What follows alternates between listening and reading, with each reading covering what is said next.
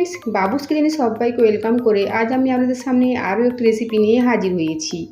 আজকের রেসিপি হলো এই গরমে শরীর মন ঠান্ডা করতে ঝটপট বানিয়ে নেওয়া তরমুজের জুস। এই তরমুজের জুস খুব হেলদি হয় যেমন, আর খেতেও কিন্তু খুব সুস্বাদু হয়। তা চলুন যাওয়া যাক রেসিপির দিকে, আমি কিভাবে বানিয়েছি এই তরমুজের জুস।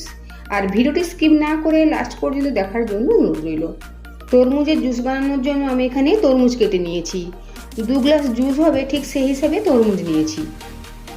একটা বড় মিক্সিং গ্রাইন্ডার নিয়েছি, এর মধ্যে এখন দিয়ে দেবো তরমুজের টুকরোগুলো। যতটা সম্ভব দানাগুলো ছাড়ানোর চেষ্টা করেছি। দেবো একটা লেবুর জুস, দেবো আইস কিউব, পুদিনা পাতা, দেবো ব্ল্যাক সল্ট,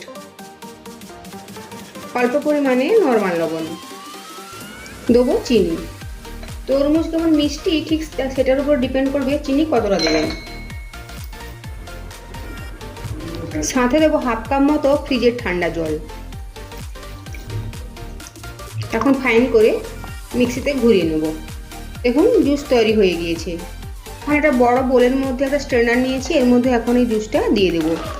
এই জুসের মধ্যে যে বড় অংশগুলো থাকবে ওগুলো আলাদা হয়ে জুসটা খুব একেবারে ফাইন হয়ে যাবে। এখন আমি একটা চামচ দিয়ে এভাবে নাড়িয়ে নাড়িয়ে ছেঁকে নেব। দেখুন এভাবে ছেঁকে নিয়েছি। এর মধ্যে যেগুলো মোটা মোটা দানা রয়েছে বা মোটা অংশ রয়েছে এগুলো আলাদা হয়ে গিয়েছে। এখন এই তরমুজের জুস গ্লাসের মধ্যে সার্ভ করব। 2টো সার্ভিং গ্লাস নিয়েছি, এর মধ্যে প্রথমে দেবো আইস কিউব,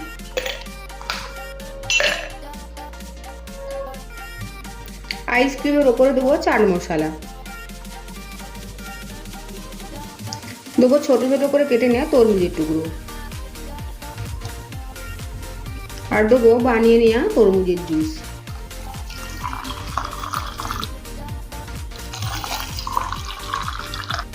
ওপর থেকে আবারও দেবো টুকরো টুকরো করে কেটে নেওয়া তরমুজের পিস।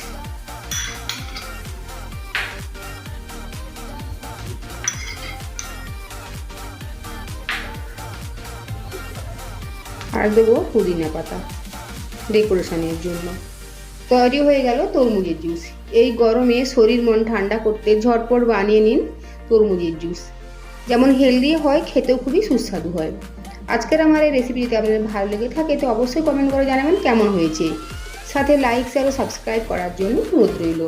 আর পাশে থাকা বেল আইকন প্রেস করার অনুরোধ রইল আমার প্রতিদিনের ভিডিওর আপডেট পাওয়ার জন্য। ভালো থাকবেন, সুস্থ থাকবেন। ফিরে আসছি অন্য কোনো রেসিপি নিয়ে। আর ভিডিওটি লাস্ট পর্যন্ত দেখার জন্য ধন্যবাদ।